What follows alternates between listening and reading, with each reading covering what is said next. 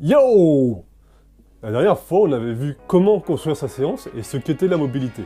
Aujourd'hui, on va s'intéresser aux techniques de mobilisation et aux outils qui vont vous permettre de faire les dites séances de mobilité. Les techniques de mobilisation, les vagues de pression. Les vagues de pression s'utilisent majoritairement avec les balles de massage ou le foam roller. C'est l'une des techniques phares de la mobilité et elle s'utilise principalement pour combattre les trigger points.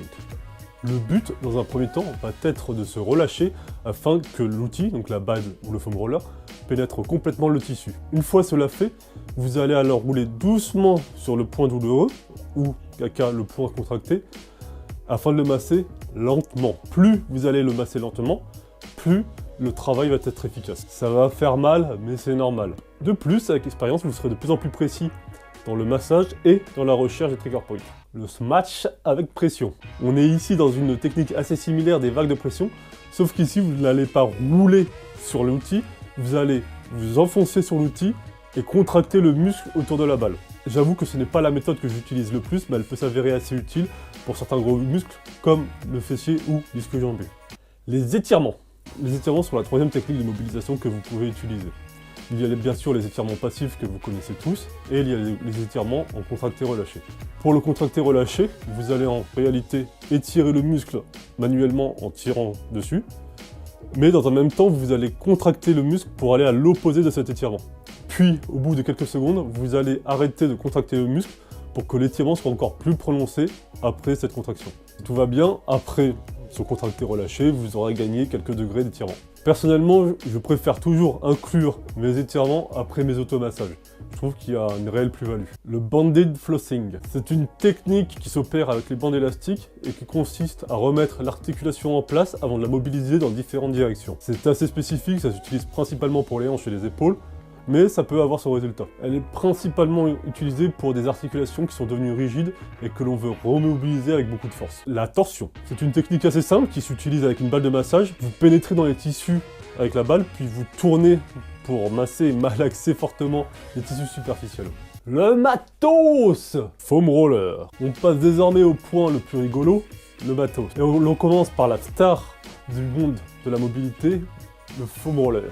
Le foam roller est un simple rouleau avec des picotis qui vont pénétrer dans les tissus. Il est à mon avis utile pour taper les grosses zones musculaires comme les ischio-jambiers, les quadriceps et le dos, mais s'avère inutile pour les autres. En effet, vu qu'il a acquis une certaine hype, on voit pas mal de coachs ou différentes personnes qui l'utilisent pour tout et n'importe quoi, et c'est à mon sens inutile car la balle de massage remplit un rôle bien meilleur pour des muscles plus petits.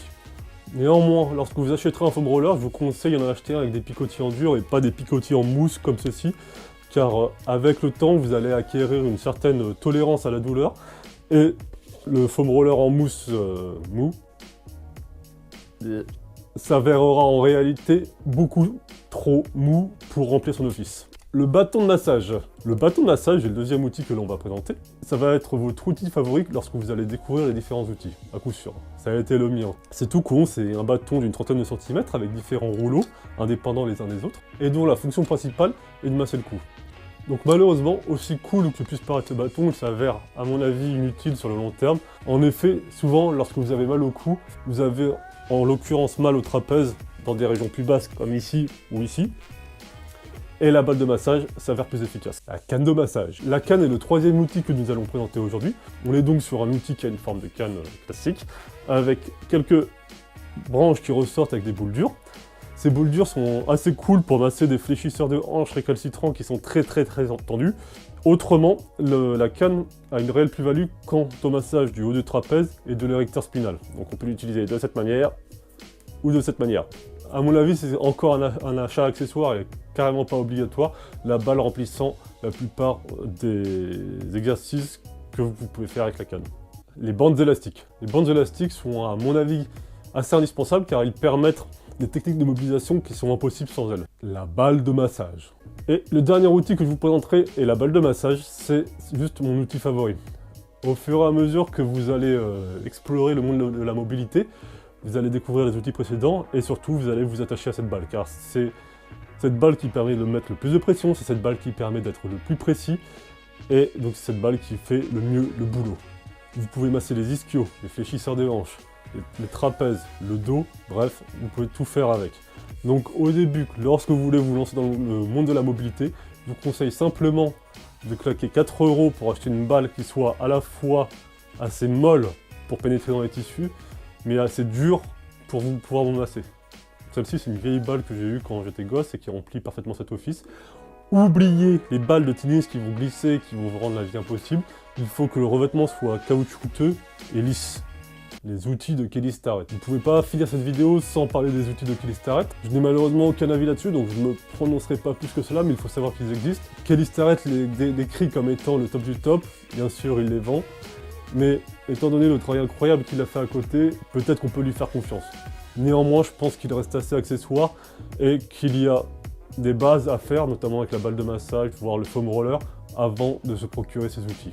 En conclusion, si vous subissez des douleurs chroniques depuis 3 mois, n'attendez plus et franchissez le pas. Petit 1, achetez une balle de massage à 4 €. Petit 2, vous prenez 3 exercices. Vous faites 20 massages par trigger point. Et ensuite, vous faites 2 minutes le matin, 2 minutes le midi et 2 minutes le soir pour commencer.